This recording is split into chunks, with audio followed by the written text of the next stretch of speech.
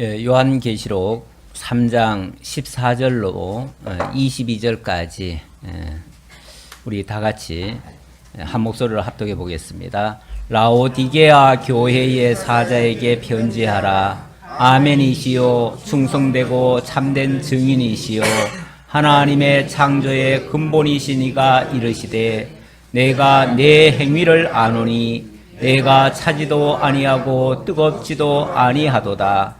내가 차든지 뜨겁든지 하기를 원하노라. 내가 이같이 미지근하여 뜨겁지도 아니하고 차지도 아니하니 내 입에서 너를 토하여 버리리라. 내가 말하기를 나는 부자라 부요하여 부족한 것이 없다 하나 내 공고한 것과 가련한 것과 가난한 것과 눈먼 것과 벌거벗은 것을 알지 못하는도다. 내가 너를 권하노니 내게서 불로 연단한 금을 사서 부요하게 하고 흰옷을 사서 입어 벌거벗은 수치를 보이지 않게 하고 안약을 사서 눈에 발라 보게 하라. 무릇 내가 사랑하는 자를 책망하여 징계하노니 그러므로 내가 열심을 내라 회개하라.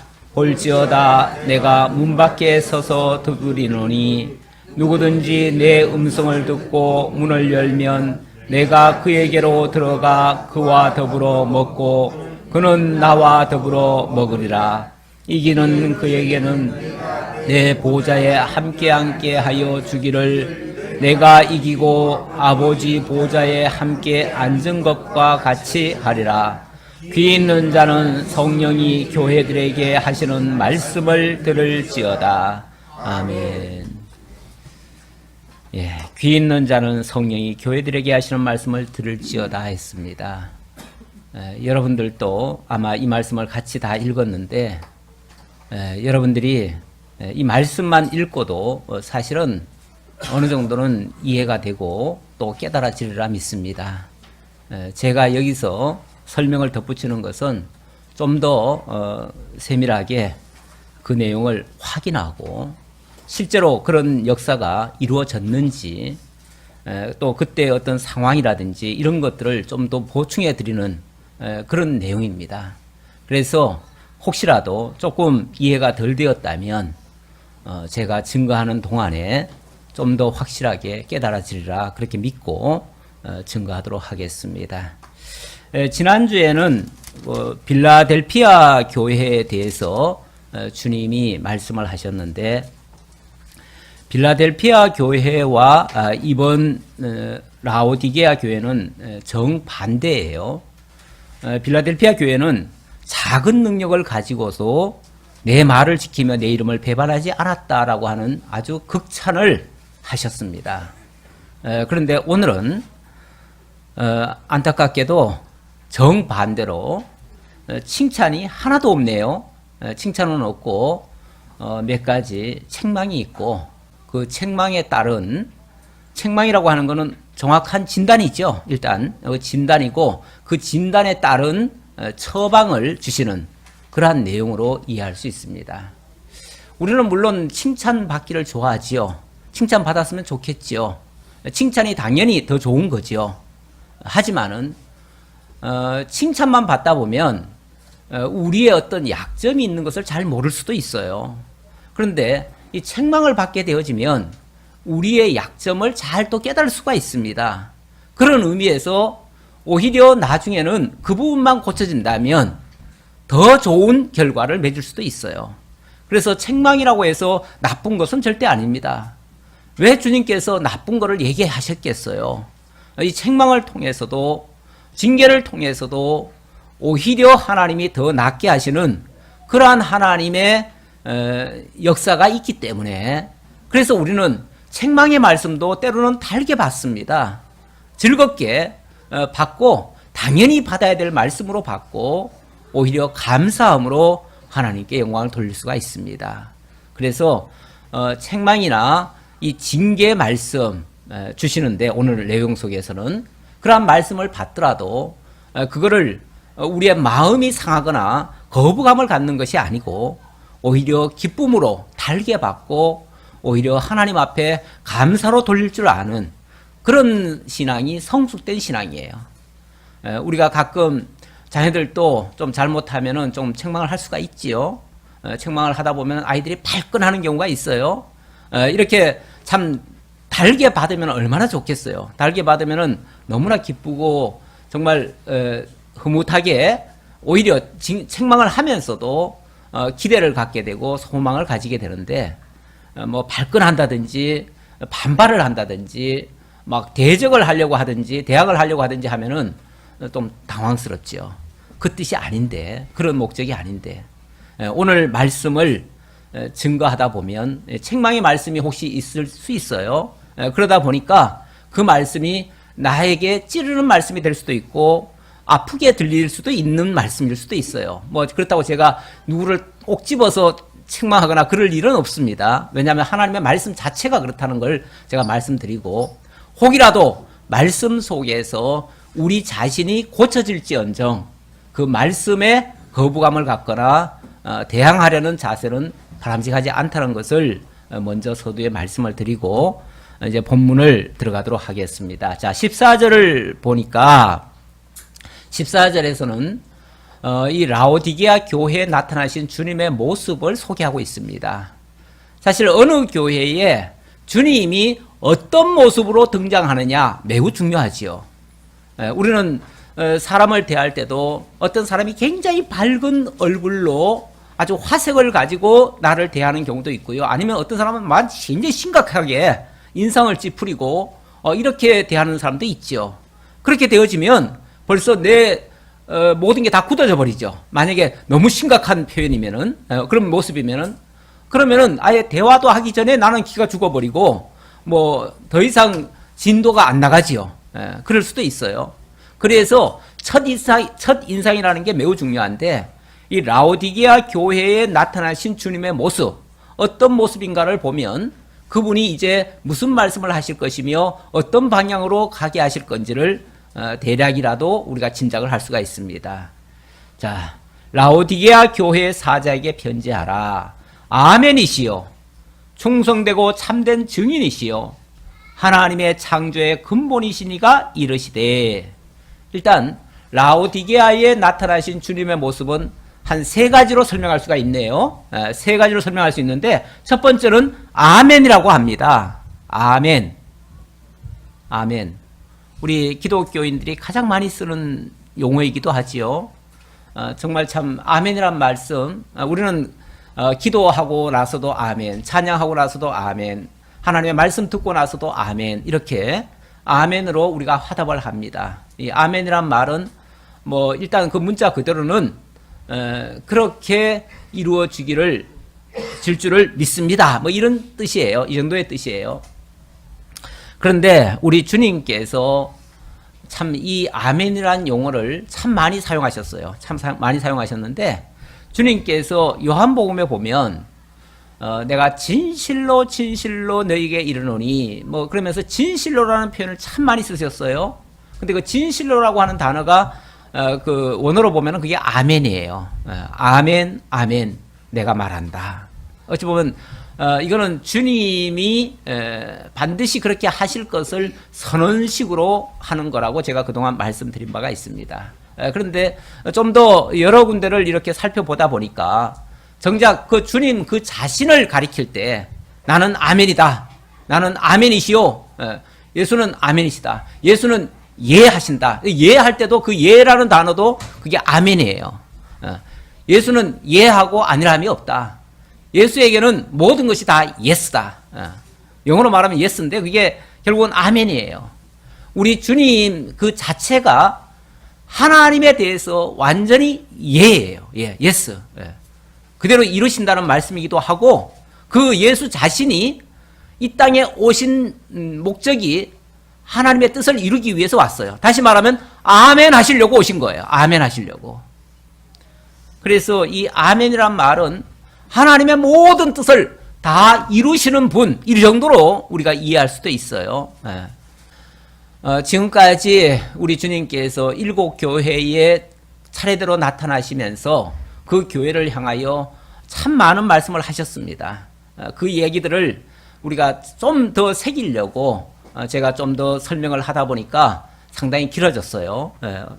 본의 아니게 상당히 길어졌는데 제가 앞으로는 빨리 나가면 막 하루에 한 장씩 나갈 수도 있어요. 그러니까 절대 뭐 너무 느렸다 이렇게는 생각하지 마시고요. 그만큼 중요한 내용들이 많았었다 이렇게 이해를 해주시고요. 어쨌든 그 수많은 말씀을 하셨는데 그 모든 말씀을 우리 예수님은 다 이루시기 위해서 오신 분이시다. 자, 이 정도로 일단 이해해 주시고요. 그 다음에는 충성되고 참된 증인이다. 이렇게 말씀하시네요. 히브리서에 보면 누굽니까? 모세는 하나님의 집에서 사환으로 충성하였다. 그리고 예수 그리스도는 하나님의 아들로서 하나님의 나라를 위하여 충성하셨다. 이렇게 얘기를 합니다. 그러니까 모세와 예수를 비교할 때 비교급으로 이제 설명을 하는데 모세는 이 세상 나라에 있는 이스라엘 집에서 충성했다. 오늘날로 말하면 이 지상 교회에서 충성했다. 그 정도 차원이고요. 예수 그리스도는 하나님의 아들 신분으로서 다른 사람들은 다 사환 신분인데 종의 신분인데 예수는 하나님의 아들 신분으로서 하나님의 나라에 완전히 충성하셨다. 이런 말씀입니다. 당신이 직접 충성하신 자일 뿐만 아니라 그 하나님의 나라에 대한 당신이 직접 증인이셔요. 증인이에요.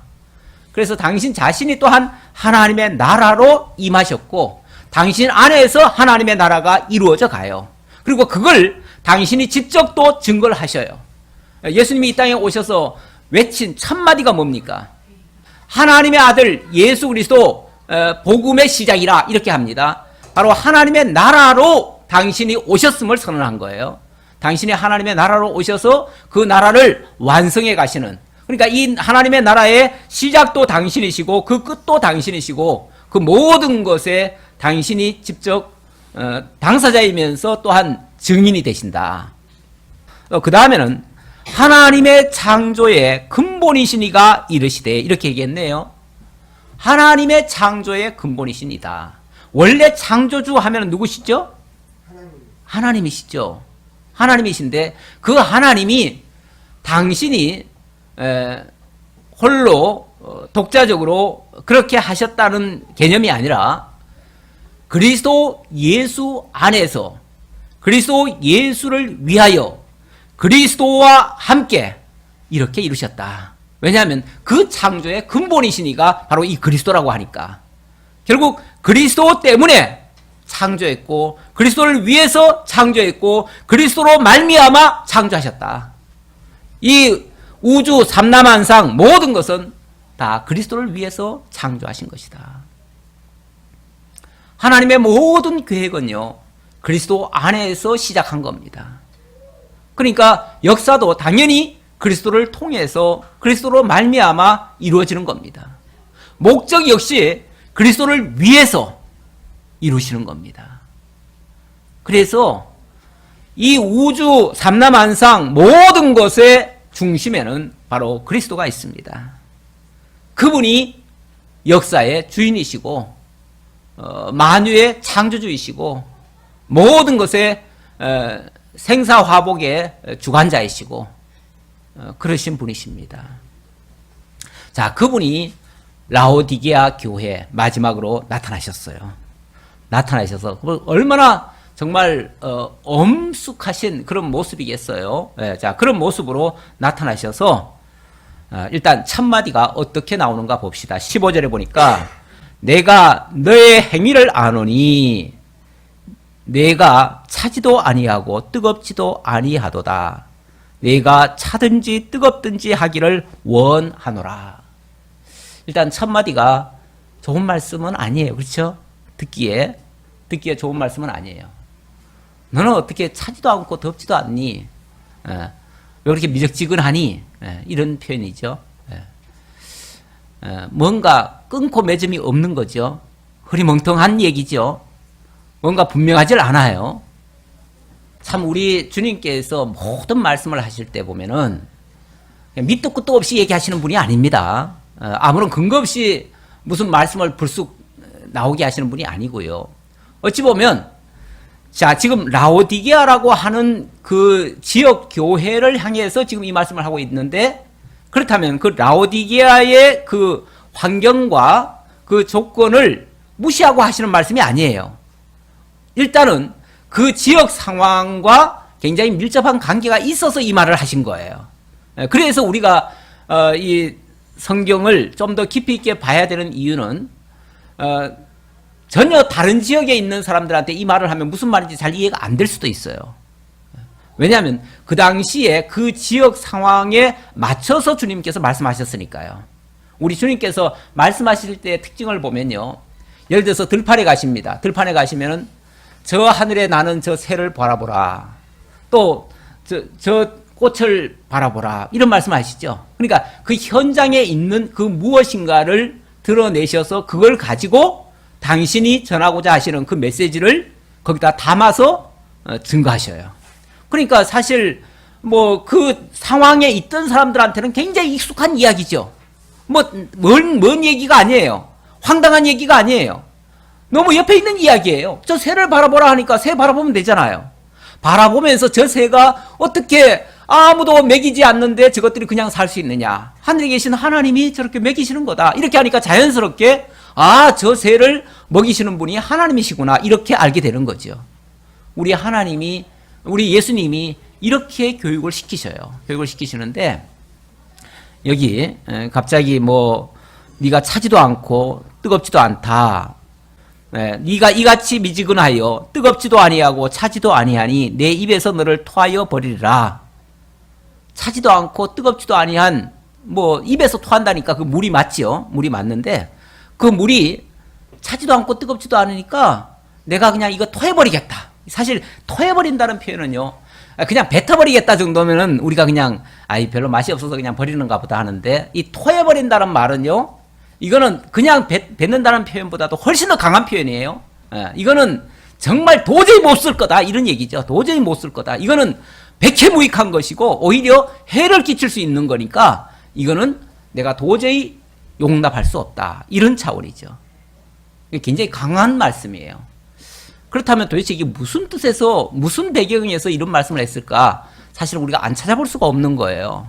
그래서 거기에 그 배경을 조금 살펴보니까 원래 이 지역이요. 라오디게아라고 하는 이 지역이 그 수리아 왕 안티오코스 2세의 아내가 라오디케입니다. 라오디케라고 하는 여자인데 그 자기 아내를 위해서 도시를 하나 지었어요. 그러니까 상당히 좋은 자리에 지었겠죠. 그 알렉산더 대왕 이후에 나라가 4분열 됐잖아요. 4분열 된 다음에 북수리아를 점령한 나라가 쉽게 말하면은 이 안티오쿠스예요. 그런데 그의 아내라 그 말이에요. 그의 아내를 위해서 그 도시를 지었습니다. 이 지리상으로 상당히 좋은 자리에 위치하고 있어요. 강도 있고 일단은 강도 있고 그리고 그 주변에 아주 또 좋은 도시가 두 개가 되어 있는데 한 도시는 골로세고요. 또 한 도시는 히에라볼리입니다. 사도 바울이 골로새서에서 그 편지를 써가지고 골로새 교회에 보내면서 뭐라고 얘기를 하냐면은 내가 이 편지를 너희에게 보낼 테니 히에라볼리와 라오디게아에도 이 편지를 전해서 같이 돌려가면서 보아라. 이런 말씀이 있어요. 그런 말씀을 하는 거 보면 그 지역과 별로 멀지 않다는 거예요. 그 이웃, 그러니까 쉽게 말하면 삼각주예요. 삼각으로 돼 있어요. 삼각 도시인데 이 라오디게아 그 자체는 별로 그렇게 물이 좋지는 않았대요. 거기는 석회수가 있었대요. 그래서 자기네에게서 나오는 물은 먹을 수가 없고요. 히에라볼리에서는 또 온천수가 나오고 이 골로새에서는 아주 차가운 물, 그러니까 물은 둘 다 아주 특색이 있어요. 이쪽은 굉장히 또 따뜻하면서 약효가 있고 이쪽은 또 차가우면서도 굉장히 물이 맑고 깨끗한가 봐요. 근데 이런 물을 공급을 받아가지고 이제 수로를 개설을 해가지고 공급받아서 그걸 먹는 거죠. 그걸 먹는데 이게 이제 잘못되다 보면은 이게 섞여버리는 거죠. 섞여버리면 따뜻한 물도 아니고 찬물도 아니고 더군다나 더 많이 섞여버리면 그곳에 있는 석회수가 섞여버려요.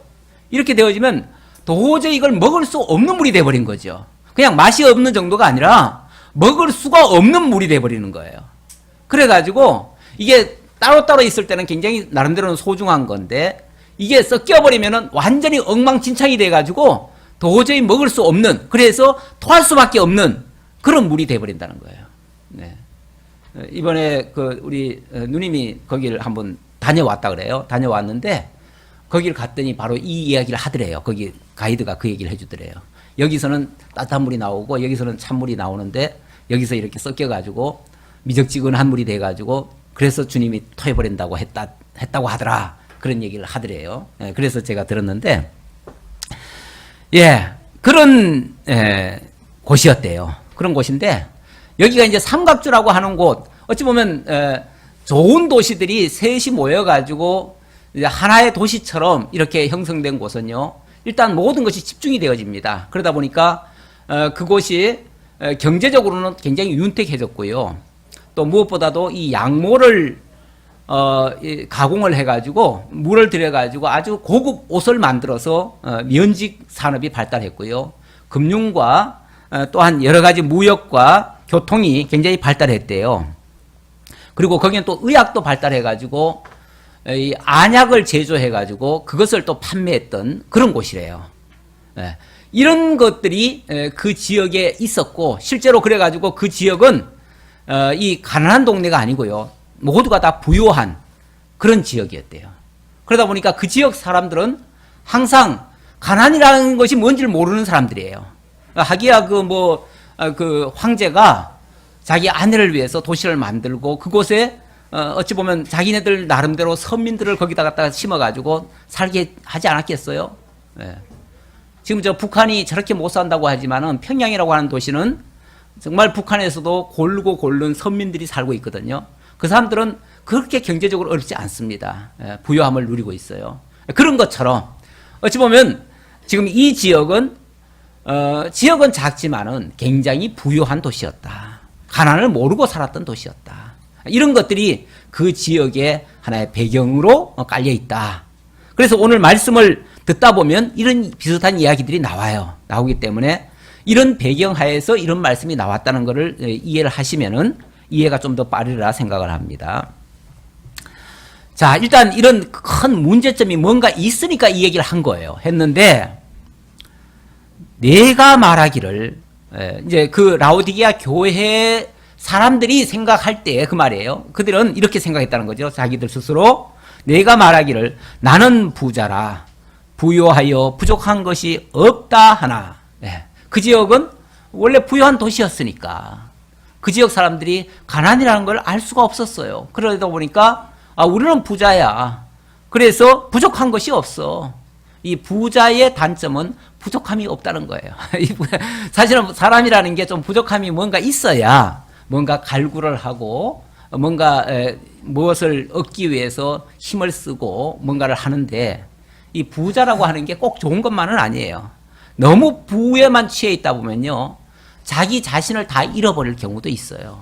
그러다 보니까 세상에서도 보면은 정말 부가 몇 대가 흘러가다 보면요, 그 자자손손들은 잘 먹고 잘 사는 게 아니고 방탕으로 흐르고요, 정말 인간이 가지 말아야 될 길을 가게 돼요. 왜냐하면 사람이 사는 게 별 재미없잖아요. 똑같이 사는 건 별로 재미없으니까 자꾸 새로운 걸 추구하고 뭐 엉뚱한 걸 찾다 보면은 결국 가는 것이 마약이나 이런 어떤 쾌락이나 이런 쪽으로 가다 보면 사람이 가서는 안 될 길을 가게 돼요.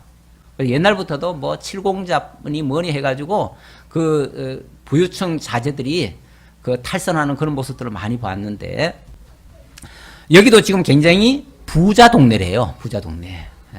그러니까 당연히 교회도 부유했겠죠. 부유했는데 주님이 보시는 시각은 전혀 달라요. 자기들이 느끼기에는 자칭 부자인데 주님이 보시는 눈은 어떻게 보시냐면 내 공고한 것과 가련한 것과 가난한 것과 눈먼 것과 벌거벗은 것을 알지 못하는도다. 참 안타까운 일이네요. 주님의 진단이 맞겠어요? 그들 자칭 진단이 맞겠어요? 당연히 주님의 말씀이 맞겠지요. 주님의 진단에 의하면 그들은 모두가 다 가난뱅이들이래요. 가난뱅이들이래요. 공고하대요. 가련할 정도래요. 가련할 정도. 우리가 너무 불쌍하게 살면은 가련하게 느껴지잖아요. 그 연민의 정, 그런 것들이 생기잖아요. 불쌍할 정도. 그리고 너무 가난하고 심지어 눈까지 멀었어요. 그리고 벌거벗었어요. 근데 자기들은 그렇게 안 느끼죠. 자기들은 최고급 면직을 그것도 색들여 가지고 고급으로 옷에 입는 족속들이에요. 그쪽 지역은. 그러니까 다른 지역에는 우리도 옛날에는 보면은 옷도 제대로 이렇게 물감도 못 들이고 맨날 그냥 우리가 뭐 백이민족 그러는데 사실은 물감 들이지 못해가지고 입은 거지. 그래가지고 뭐, 진짜 그게 무슨 고급이라서 한 게 아니에요. 우리가 최하로 입은 거죠. 근데 이 지역은요, 정말 그 양모에다가, 거기다가 정말 물감을 들여가지고 아주 고급 옷을 해 입은 그런 도시였대요. 그런데 예수님이 보시기에는 벌거벗었대요. 자기들은 엄청 좋은 옷을 입고 있는데 예수님이 봤을 때는 너는 벌거벗고 있는 거야. 벌거벗은 임금 생각나네요. 남들은 다 벌거벗은 걸로 보이는데 자기는 뭔가 막 왕복을 입고 있는 줄 알아 착각을 하고 있어. 그렇게 엉터리로 지금 있더라는 거지요.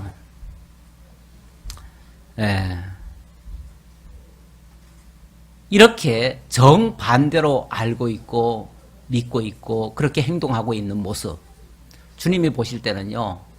막 토해버리고 싶은 심정이라는 거죠. 우리 주님이 보실 때는. 왜냐하면 그걸 있는 그대로 봐주기가 너무 눈꼴 사납다는 거예요. 한마디로.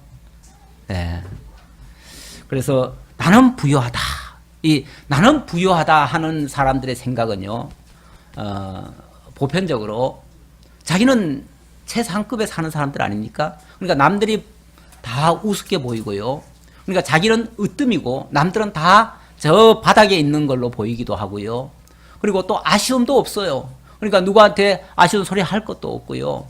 그러니까 자기는 항상 최고고 항상 좋고 항상 만족하고 뭐 그냥 하나님 앞에서 주신 거에 대한 자족 개념이 아니라 이건 어찌 보면 막 교만한 개념이에요. 건방지고 교만하고 아주 뭐 그런 것들이 하나님 입장에서 봤을 때는 악한 거죠. 그러니까 그런 것들을 정말 토하고 싶다. 그런 얘기는 거죠. 교만하고 건방지고 이율배반적이라는 그런 모습이라는 거죠. 어찌 보면 그들이 뭐 부유하니까 또 많은 일도 했을 거예요. 실제로는. 많은 일을 했겠지만은 주님이 봤을 때는 알지도 못하고 헛된 열심히 하는 것처럼 보였을 테고요. 또 아무것도 모르면서 뭔가 다 아는 것처럼 또 얘기했을 테고요. 아무것도 또 말만 하고는 또 아무것도 행치 않는 그런 모습을 보였는데 이런 것들이 사실은 중병입니다. 중병. 이건 작은 병이 아니고요. 아주 큰 병이에요. 병으로 말하면. 왜냐하면 사실은 아무리 큰 병이라도요. 제대로 진단만 하고 그 자신이 그거를 병이라는 걸 인정을 해버리면요. 치료하면 돼요. 그렇죠? 치료하면 큰 병이 아니에요. 그런데 문제는 본인들이 모르면요. 병인 줄도 모르면 치료를 하려고 하겠어요? 안 하겠어요? 안 해요. 치료를 안 하면 그것 때문에 정말 죽는 거예요. 그러니까 진짜 병이 문제가 아니고요. 진짜 병은 진짜 소경이면 우리 예수님이 눈뜨게 해줬잖아요. 진짜 기머거리면 귀 열어주셨어요. 진짜 가난하면 주님께서 먹을 것도 주실 수도 있어요. 그러니까 그런 건 문제가 아니에요. 실제 질병은 문제가 아니에요. 그런데 문제는 거꾸로 알고 있다는 건 굉장히 심각한 문제죠. 왜냐하면 그들은 고칠 생각 자체도 안 하니까. 자기들은 멀쩡한 줄 아니까. 자기들은 아무 그런 필요성조차도 안 느끼니까. 이게 정말 자칭 부유한 자들의 큰 폐단이에요. 큰 폐단. 이들은 큰 착각을 하고 있었어요. 실제로는 눈이 멀었는데 물론 실제로 눈이라는 거는 주님 시각에서 봤을 때 눈 보는 거니까 그건 영안이 어두운 거죠. 영안이 어두운 거고. 또 벌거벗었고 자기네들 옷을 입었지만은 벌거벗은 것 같고 공고하고 가련한 상태에 놓여 있다는 거. 실제로 이런 상황에 놓여 있는 자들이 혹시 우리 주변에는 없을까라는 문제를 한번 던져보고요. 자, 18절부터는 여기에 대한 주님의 처방입니다. 처방. 자, 18절 보겠습니다. 내가 너를 구원하노니, 내가 너를 구원한다. 이건 어떤 처방을 주신다 그 말이에요. 자, 치료 방법이 있다. 이거 없는 게 아니에요. 사실 어떤 문제라도 주님 앞에 오면 문제가 해결될 수 있습니다. 안 되는 게 아니에요. 다만 그걸 해결하려면 자기의 생각부터 좀 바꿔야죠. 그렇죠? 최소한 나는 부유하다. 나는 옷 잘 입고 있다. 이런 착각은 빼야지요. 나는 옳다. 이것도 빼야지요. 그래야 정말 주님으로부터 주시는 새 옷을 입을 것이고 주님으로부터 주시는 새 안경을 낄 것이고 이렇게 새로운 시각으로 이제 바라보게 되겠죠. 그래야 그게 치료가 되는 거죠. 자, 어쨌든 주님께서 권하시겠대요. 어떻게 권하시는가? 내게에서 불로 연단한 금을 사서 부요하게 하고 흰옷을 사서 입어 벌거벗은 수치를 보이지 않게 하고 안약을 사서 눈에 발라 보게 하라. 세 가지 처방이네요. 아까 세 가지 어찌 보면 문제가 있었던 것 같아요. 그러니까 그 세 가지에 대한 처방을 하는데 첫째는 불로 연단한 금을 사라 그랬어요. 근데 누구한테 사래요? 내게서 사라 그래요. 내게서. 우리 예수님에게서 사래요. 다시 말하면 우리 주님이 주시는 불로 연단한 금을 좀 사라.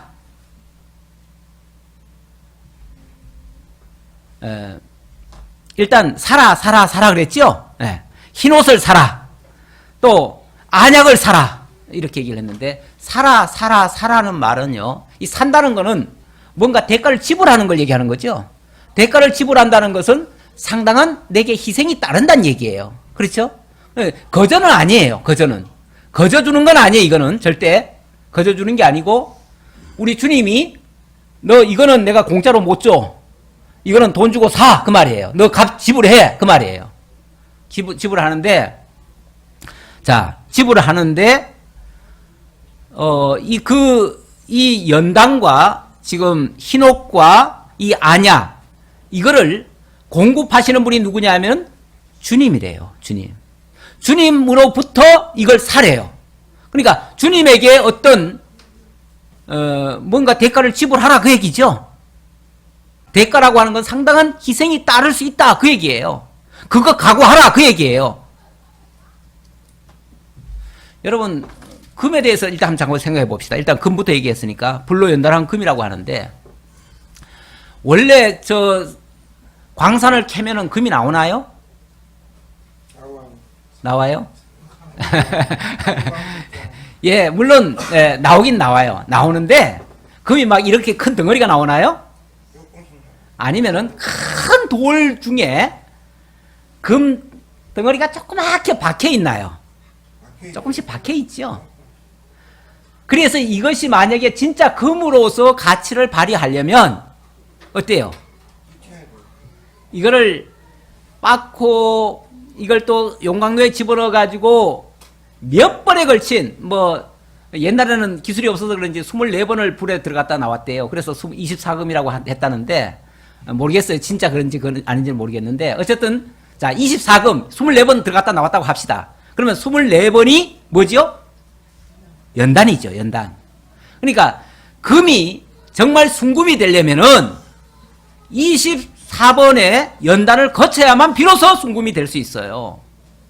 그러기 전 상태에서는 큰 돌덩어리일 뿐이죠. 돌덩어리 속에 금이 조금 박혀 있더라도 그거는 돌덩어리일 뿐이에요. 그러니까 금이 되기 전에 있는 그 큰 돌덩어리 가치 있어요 없어요?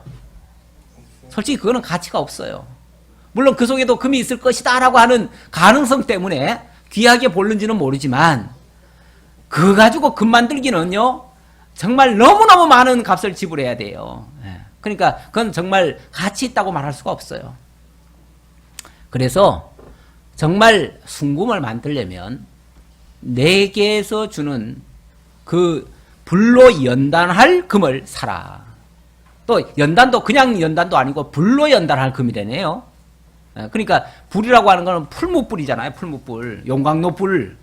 용광로불에 들어가면 다 녹아지는 건데 그런 어떤 엄청난 사실은 그 아픔을 겪어야 가능하다. 이제 그런 얘기예요. 자, 그 다음 흰옷을 얘기하네요. 흰옷. 흰옷. 흰옷을 사서 입어 벌거벗은 수치를 보이지 않게 하고 그랬는데, 자, 내게서 사는 그 흰옷, 다시 말하면 예수님에게서부터 나오는 그 흰옷, 그 흰옷이 아니면은 아무리 양모옷, 고급 옷 입고 있어도 그 옷은 뭐다? 벌거벗은 옷이다. 입으나 마나한 옷이다. 그 옷은 절대 아무것도 못 가린다. 원래 옷을 왜 입죠? 원래 옷을 입는 이유는 사실은 부끄러움을 가리는 데서부터 출발했어요. 맨 처음에 하나님이 에덴 동산에서 아담과 하와를 만들었는데 그때는 옷을 가렸어요? 그때는 몸을 가리지 않았어요. 그런데 범죄한 후에 부끄러움이 왔어요. 부끄러움이 와가지고 그걸 가리겠다고 무화과 나무 잎을 따다가 몸을 가렸어요. 그게 옷의 시효예요. 시초예요, 그게. 그럼 맨 처음 옷이 결국은 우리의 부끄러움을 가리기 위해서 스스로를 이렇게 가리는 옷이었어요. 그런데 정작 그 무화과 나뭇잎이 자기의 부끄러움을 가려줬나요? 못 가려줬어요. 못 가려줘서 우리 하나님이 친히 찾아오셔가지고 너 왜 도망가느냐 하니까 제가 부끄러워서 두려워서 그래서 숨었나이다 이렇게 말하죠. 그게 부끄럽다는 얘기예요. 그랬는데 우리 하나님께서 그걸 가려주려고 양 한 마리를 잡아가지고 그 가죽을 벗겨가지고 그 가죽으로 옷을 해 입히셨죠. 그래서 그 옷을 다른 표현으로 뭐라고 얘기하냐면 의의 옷이다 이렇게도 말씀드릴 수 있어요. 그 의의 옷을 입으니까 이게 가려진 거예요. 그래서 반드시 우리는 우리의 모든 부끄러움을 가리려면은 사실은 우리가 아무리 좋은 옷 해 입어봤자 소용없어요. 이사야 61장인가에 보면요, 우리의 옷은 우리의 의는 더러운 옷과 같다 이런 표현이 있어요. 죄라고 하는 게 사실은 이 꼴로 말하면 부끄러움이에요. 이 부끄러움이라고 하는 자체가 죄로 말미암아 왔거든요. 그러면은 그 죄를 가리우려면은 의로 가리워야 되는데, 결국 우리가 해 입는 그 의라고 하는 거는 아무리 의라고 하는 거는 옳은 행위인데 우리가 아무리 옳은 일을 했다고 해도 하나님이 보실 때는 더러운 옷과 같다 그 말이에요. 더러운 옷이 무슨 부끄러움을 가리겠어요? 못 가리죠. 그래서 진짜 필요한 옷은 그리스도의 흰옷이어야 된다. 그런데 그 흰옷을 만드는 그 제조 과정을 지난번에 한번 설명드린 바가 있잖아요. 어떻게 하면 흰옷이 된다고요? 그리스도의 보혈의 피로 깨끗이 씻으면 희게 되어진다. 흰옷이 되어진다. 그래요. 물론 이것도 상징적인 표현이지만은 결국 그리스도의 보혈이 우리의 모든 죄를 사해준다. 그 얘기예요. 그러니까 근본적으로 우리의 죄를 사해줄 방법은 유일하게 그리스도의 보혈밖에 없다. 자, 그 얘기예요. 그래서 이렇게 죄 아래 빠진 자에게는 그리스도의 의의 옷이 꼭 필요하다라는 말씀입니다. 그 다음 안약을 사서 눈에 바르라 그러네요. 안약을 사서 눈에 발라 보게 하라. 우리의 눈이 참 밝은 것 같지만요, 사실은 요 밖에 것도 못 봅니다. 지금 여기서. 그렇죠? 조금만 거리가 있어도 못 보고요, 앞에 뭐 장애물만 하나 있어도 못 봐요. 우리 장로님 아까 저거 보고 찬양하자고 그러는데 우리 장로님이 앞에 있으니까 내가 못 보더라고요. 앞에 작은 장애물도 내가 못 보겠어요. 예, 그러니까 우리가 뭘 보는 게 굉장히 뭐 밝은 줄 알지만은 사실은 못 보는 게 천지예요.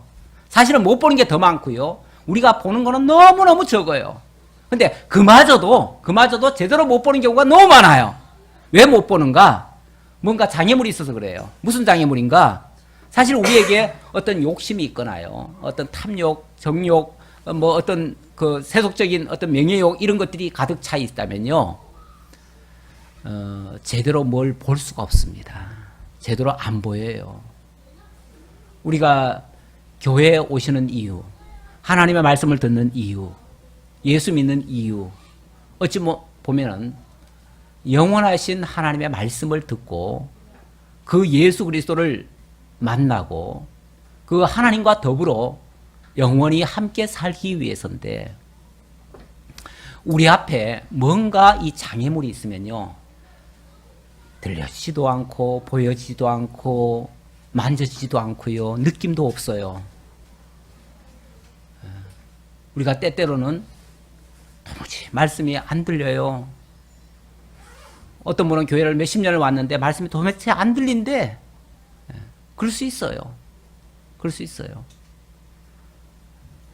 아니 들려지지도 않는데 뭐 보여지기는 하겠어요? 더더욱 안 보이죠. 하나님이 계시다는데 그걸 내가 어떻게 봐? 너는 봤어? 이렇게 반문을 하지요. 하나님도 안 보인대요. 안 보이고 안 들리고 그러니까 안 믿어지죠. 참 안타까운 일이에요. 정말 목사는 말씀을 전할 때 내가 이 말씀 전해놓으면 다 알아들으시고 다 믿으시고 다 아멘하시고 그래서 다 기뻐하시리라 이렇게 기대하고 전하는데 풀이 푹 죽어가지고 가시는 분들도 있어요. 막 기쁨으로 막 충만해가지고 막 할렐루야 찬양하면서 가셔야 되는데 고개를 푹 숙이고 가시는 분이 있어요. 왜 고개를 푹 숙이고 있을까? 말씀이 잘 안 들릴 수도 있대요. 예, 안 들리기도 하고 안 들려진대요. 예. 그런데 오늘 보니까요. 일단은 값을 좀 지불하시래요. 예. 안약을 좀 사시래요. 안약 좀 사시래요. 예. 좀 흰옷 좀 사시고, 예. 불로 연달한 금도 좀 사시고, 좀 대가 좀 지불하시래요. 그냥 공짜로 받으시려고 하니까 이게 안 되는 거예요. 거저 먹으려니까 안 되는 거예요. 내 속에는 그냥 온통 뭐가 다른 것이 가득 차 있는데 그거는 안 뽑아내고 다시 말하면 나는 조금 더 희생 안 하고 그냥 받기만 하겠다니까. 어디 들어올 틈이 있어요? 어디 들어올 틈이 없어요. 들어오려면은 우리 주님이 들어오시려면 그래서 그 뒤에는 또 그 말씀까지 나와요. 내가 들어가고 싶다. 내가 문 밖에서 너 두드리고 있다. 문 좀 열어다오. 그래요. 문 좀 열어다오. 아, 나 싫어요. 나 여기 가득 차가지고 당신 들어올 자리 없어요. 이래버리면 못 들어가는 거죠. 우리 주님, 지난번에 제가 그 얘기 했잖아요. 물론 우리 주님께서 강제적으로 믿게 하실 수도 있어요. 그러나 우리 주님 절대 우리를 강제적으로, 강압적으로, 독재식으로 어떤 분은 그러더라고요. 막 목사가 우리 하나님도 독재했기 때문에 대통령도 독재해야 된다고 또 그런 얘기를 하더라고요. 우리 하나님 독재 안 하셔요. 천만에. 우리 하나님이요. 첫사람 아담에게 만약에 독재하실 것 같으면요. 첫사람 아담 타락하기도 안 해요. 근데 어떻게 해요? 타락하도록 내버려 두셔요. 범죄하게도 하셔요. 그냥 내버려 두셔요. 얼마나 존중하시는데 얼마나. 심지어 죄 짓는 것까지 다 존중하시는데 심지어 안 듣는 것도 다 존중하셔요. 예, 안 듣고 안 보고 안 믿겠다는 것도 다 존중하셔요. 그래 네 안 믿겠다고? 그래 알았다. 존중하셔요. 억지로 안 먹이셔요. 억지로 안 듣게 하셔요. 우리 주님 그렇게 존중하시는 분이에요. 우리 모두를 사실은 하나님이 얼마나 존중하시는지 몰라요. 그래서 오히려 표현상으로 말하면은 문 좀 열어다오, 문 좀 열어다오 하고 두드리기잖아요. 밖에서 애처롭게. 나 밖에서 지금 눈 오고 비 와서 지금 나 춥고 떨린다. 문 좀 열어다오. 뭐 같이 구걸하듯이 우리 주님께서. 그게 사랑해서 하는 말이에요. 사랑해서. 정말 내가 너에게 들어가서 너로 더불어 먹고 너와 나가 함께 살고 싶다. 지금 이런 이 간절한 신호를 지금 사랑의 메신저로 이렇게 지금 메시지로 지금 보이고 있어요. 우리 주님 억지로 안 하셔요. 억지로. 강제로 한다고 생각하지 마세요. 우리도 강제로 안 해요. 우리도 그렇게 하면 안 돼요. 신앙이라고 하는 거, 오죽하면은 우리 교회의 자유라는 게 있습니다. 성도의 자유라는 것도 있어요. 우리 헌법에 보면 있어요. 있는데 믿을 자유도 있고요, 안 믿을 자유도 있어요. 쉽게 말하면 천국 갈 자유도 있고 지옥 갈 자유도 있어요. 뭐 자기가 가겠다는데 어떻게 해요? 다만 이게 복음이니까, 이게 진리니까 이쪽으로 와라 하고 우리는 권할 따름이죠. 예. 그러면서 이렇게 안약을 살아내요. 안약. 예. 다시 말하면 이 영안을 밝힐 안약이 필요한데, 거기에 값을 지불하라고 했으니까 정말 힘써서 우리가 말씀도 사실은 배워야 된다는 뜻이기도 해요. 예. 말씀을 알려고 해야 되고, 그러기 위해서는 내가 지금 가로막혀 있던 내 눈꺼풀에 다른 게 가로막혀 있다면 그걸 벗겨내야 돼요. 예. 내가 딴 데다 관심 가졌다면 그걸 좀 뽑아내야 돼요. 다른 거 자꾸 비우고 주님의 말씀으로 채우려고 하는 그런 생각을 해야 됩니다. 자, 그래 놓고 19절에 또 이렇게 말씀하십니다. 무릇 내가 사랑하는 자를 책망하여 징계하노니 그러므로 네가 열심을 내라 회개하라. 자, 무릇 내가 사랑하는 자를 책망하여 징계하노니. 책망과 징계. 우리는 누가 나를 책망한다? 나를 무시하나? 나를 미워하나? 이렇게 생각할 수 있고요. 또 징계한다? 아니 내가 뭘 잘못했길래 나한테 이런 어려움을 주시나? 당장 이렇게 서운한 마음이 들 수도 있어요. 그런데 지금 주님의 표현에 의하면은 내가 사랑하는 자를 책망하여 징계하노니 이렇게 얘기를 합니다. 분명히 문제는 있습니다. 있는데 그가 만약에 밉다면 내 자식이 아니라면 뭐 그를 굳이 돌이키려고 애쓸 필요가 뭐 있어요. 그렇죠? 그에게 이렇게 해라 저렇게 해라 충고하고 책망하고 야단치고 징계하고 그래서 바르게 잡아야 될 이유가 뭐 있어요? 없죠. 솔직히 내 자식이 아니어도 모른 채예요. 그렇죠? 근데 내 자식이면요. 내가 사랑하는 자식이면요. 내가 정말 좋아하는 사람이라면요. 뭘 해요? 그가 그 길로 계속 가는 거는 망하는 길이잖아요. 안 되잖아요. 그대로 내버려두면 안 되겠기에 정말 사랑하는 마음으로 때로는 애원해서라도 뭘 해요? 좀 윽박질러도 봤다가 좀 더 잘해주기도 했다가 얼레고 달래고 다 해보잖아요. 이 책망도 해봤다가 징계도 해봤다가 뭐 이런 것은요 사랑하기 때문에 하는 거예요. 사랑하지 않으면 절대 안 하는 겁니다. 그래서 우리 주님 여전히 이런 문제가 있는 교회임에도 불구하고 여전히 사랑을 놓지 않았다는 것을 일단 말씀하시고요. 정말로 사랑하기 때문에 정말로 돌이키길 바래서 그래서 책망과 징계를 아끼지 않겠다라고 말합니다. 자, 그러므로 네가 열심을 내라 회개하라. 결국 그들이 근본으로 지금 돌아가야 되는데 뭔가 하나님의 어떤 표준이 있을 거 아니에요. 그 표준으로 돌아가야 되는데 지금 현재 전혀 지금 딴 방향으로 지금 가고 있어요. 엉뚱한 데로 가고 있으니까 그 방향을 돌이켜서 이쪽 바른 길로 가야 돼요. 바른 길로 가야 되는데 그걸 뭐라고 그랬냐면 회개라고 그래요. 회개라고 하는 거는 지금 현재 가고 있는 길이 잘못돼 가지고 그것을 바로잡아 가지고 올바른 길로 가게 하는 거, 그걸 회개라고 그래요. 단순히 이건 뭐 도덕적인 잘못을 뉘우치라는 차원이 아니에요. 예. 정말 하나님 없이도 살아도 된다. 우리는 부유하다 하는 말은요. 나는 부유하다 이 말은요. 자기네들은 하나님 없이도 살아가는 자들이라는 얘기예요. 어떤 면에서 별로 하나님이 아쉽지 않은 사람들이에요. 왜? 세상 걸로 너무 풍요로우니까. 원래 세상 걸로 너무 풍요로운 사람은 하나님이 아쉽질 않아요. 그래서 하나님 찾지도 않아요. 그러니까 당연히 하나님이 안 보이죠. 안 들려지죠. 그 말씀도 안 들려지죠. 그런 자들에게 네가 열심을 내라. 그리고 회개하라. 그러니까 열심으로 회개해라 그 말이죠. 지금 너 급해. 지금 빨리 회개하지 않으면 안 돼. 지금 당장 열심 내서 좀 회개해야 돼.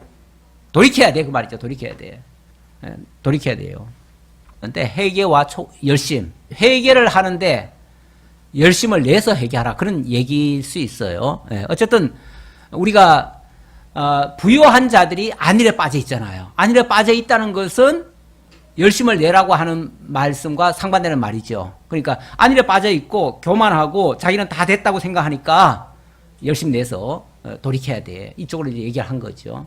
자, 그래 놓고 또 한 말씀, 볼지어다. 내가 문 밖에 서서 두드리노니 누구든지 내 음성을 듣고 문을 열면 내가 그에게로 들어가 그로 더불어 먹고 그는 나와 더불어 먹으리라. 볼지어다. 너희들 똑똑히 한번 봐라. 내가 지금 어떻게 지금 너희들에게 간청하고 있는지를 봐라. 그 얘기예요. 우리 주님 만약에 정신 바짝 차려가지고 뭔가 확 눈이 떠지면은 볼 수 있을 거예요. 볼 수 있을 텐데 물론 뭐 다른 걸로 가려져 있으면 안 볼 수도 있죠. 안 볼 수도 있지만 우리 주님께서는 어쩌면은 새 눈이라도 뜨게 하시지 않을까 싶어요. 새 눈이라도 뜨면은 희미하게라도 우리 주님의 모습이 보일 거예요. 그러면은 아차 주님이 정신을 이제 번쩍 차리겠죠. 주님이 지금 밖에서 기다리고 계시는구나. 내가 빨리 문 열어야지. 문 열려면 내 문 앞에 지금 쳐져 있는 온갖 잡동사리들이 있잖아요. 그런 것들부터 좀 치워야겠죠. 치우고 문을 열어주면 주님께서 그 열려진 문으로 들어오셔서 우리와 함께 하시겠다. 그러면은 주님 들어오시면 모든 것 게임 끝 다 해결됩니다. 해결되는데 어쨌든 주의 음성의 문을 열라고 하십니다. 그런데 이 문을 우리가 쉽사리 잘 열지를 못하지요.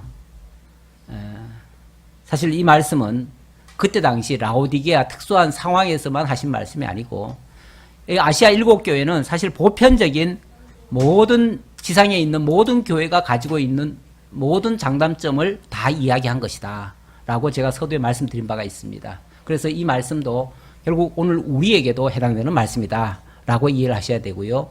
우리 중에도 혹시 주의 말씀이 들려지지 않는 자가 있는가, 밖에서 문 두드리시는 그의 음성이 들려지지 않는 자가 있는가, 그리고 그 주님이 보이지 않는 자가 있는가, 그렇다면 우리도 안약을 사야 됩니다. 뭐 귀약이 있으면 귀약도 좀 사야 됩니다. 좀 뚫어야죠. 귀 청소도 좀 해야 됩니다. 우리 주님께서 38년 된 소경의 눈을 띄워주니까 그 소경이 외치는 말이 저기 지금 걸어가는 사람이 보입니다. 저기 지금 서 있는 큰 나무가 보입니다. 이런 고백을 합니다. 정말 주님의 말씀이 어느 순간 들려지기 시작하면 지금까지 전혀 자기 입에서 나오지 않았던 고백이 나올 수 있어요. 그 고백이 정말 주님 살아계시군요. 정말 주님 우리를 사랑하시는군요. 정말 주님 우리와 함께 하시기를 원하시는군요. 아마 이런 고백이 나오지 않을까 생각합니다. 그런 고백을 저는 여러분들에게 기대를 합니다. 기대를 하는데 혹시라도 지금 이 순간에도 도대체 이 말이 무슨 소리인지 이해가 안 되고 들려지지 않고 믿어지지 않는다면 그러면 빨리 우리가 대책을 좀 세우셔야 됩니다.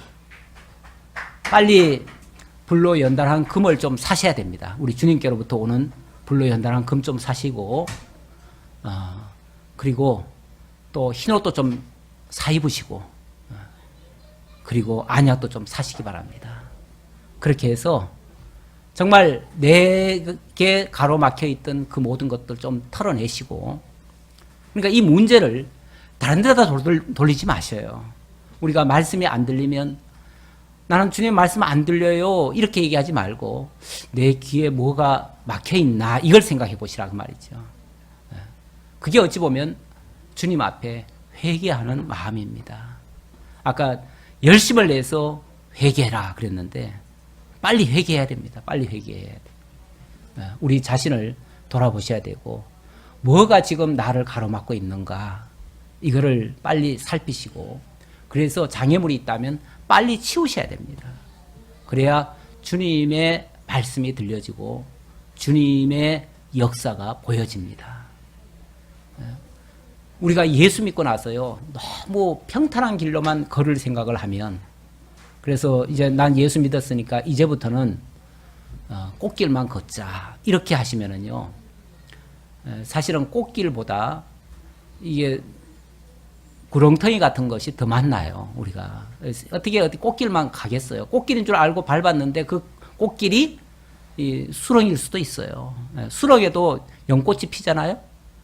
그러니까 그런데 밟아버리면은 완전히 헤어나오지 못하는 상황도 될 수 있어요.